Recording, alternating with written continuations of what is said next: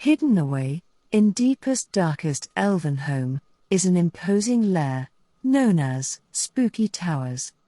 It is so high, there is snow permanently on the roof.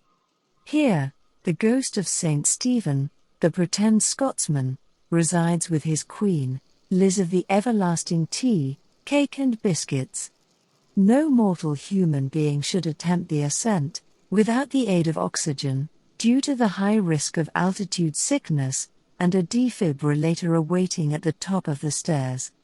During the ascent one has to pass the secret hideaway of one, wee, Nicola Cranky, which in itself, is an act of great risk, because being so small, the only giveaway of her approach is the sound of her red stilettos tapping the stone floor.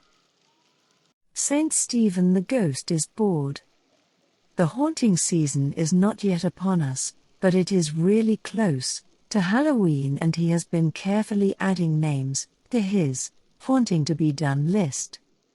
Being an ex-Whitehall mandarin, that's a posh civil servant, or so he likes to think, Saint Stephen has been looking to employ his mind on something useless. Having read all the relevant government fright papers on the rules and regulations of haunting, from number 10, Howling Street, provided by his ghostly friend, Sir Humphrey Appleby, Saint Stephen is now in deep thought. No, not the chess machine. He beat that years ago, and not the other deep thought either. Although he is still trying to work out what the computer meant when it came up with the answer 42, and hopes he can work it out in less than 7.5 million years or before the Vogons blow up the Earth to build a hyperspace bypass, St. Stephen flies over to his favorite dark and dingy place to think, a grave right at the back of the graveyard at St. Elda's Church. The one by the damp wall covered in ivy and under a ghostly weeping willow tree where the sun never shines. After a few hours of thought, his civil service brain kicks into gear, as his eyes flick from gravestone to gravestone, and he starts to wonder. Why is this graveyard in such a mess? The graves are not in alphabetical order. Why can't people die in the correct order? And other death-related questions. St. Stephen, in a second, has the solution. All the graves will have to be removed, placed in straight lines and, most importantly, in alphabetical and date order, as they should be. St. Stephen then flies back to Spooky Towers, and sits in his playroom, staring at the redundant cabinet in front of the window, while his brain clicks over like an Enigma machine. His mind is dragged back from thought by the sound of the front door bell tolling.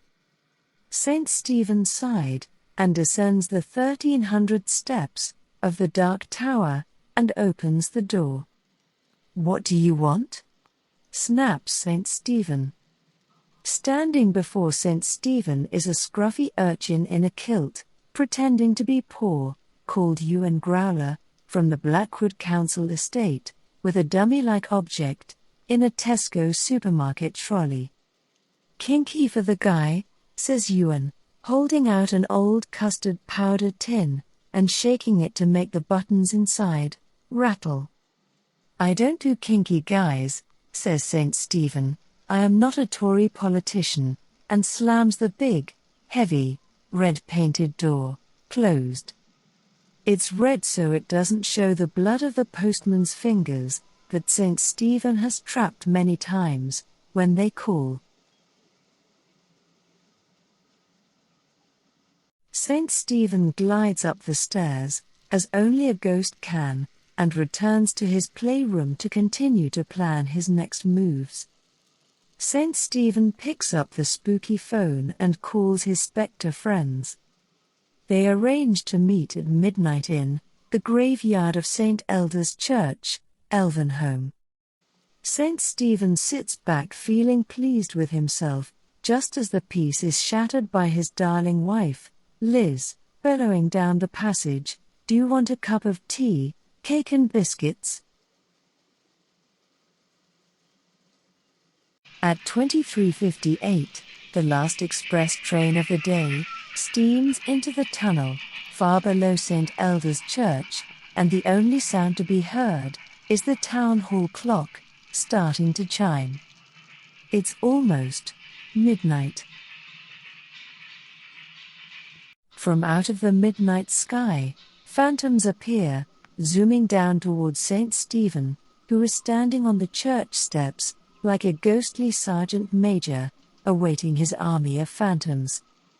"Welcome to St. Elda's, fellow phantoms," says St. Stephen, and explains his plan, in thousands of words, as only a civil servant can, when a few hundred would have sufficed.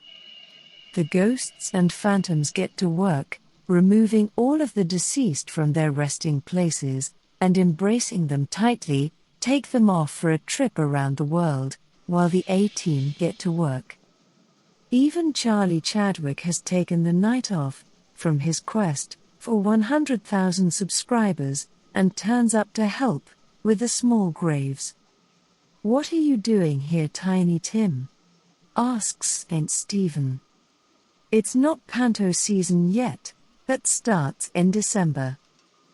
The ghostly goings-on proceed rapidly, as everything is removed from the graveyard, and then, working from his iPad, St. Stephen hovers above the exact location, to the millimeter, where the graves have to be placed, one by one. A specialist team of cleaner ghosts move from headstone to headstone, cleaning, mending, painting and greening, as required, until all is exact, and in its correct place, trees included. All the phantoms then return, with their precious cargo, and carefully replace the bodies back into the graves.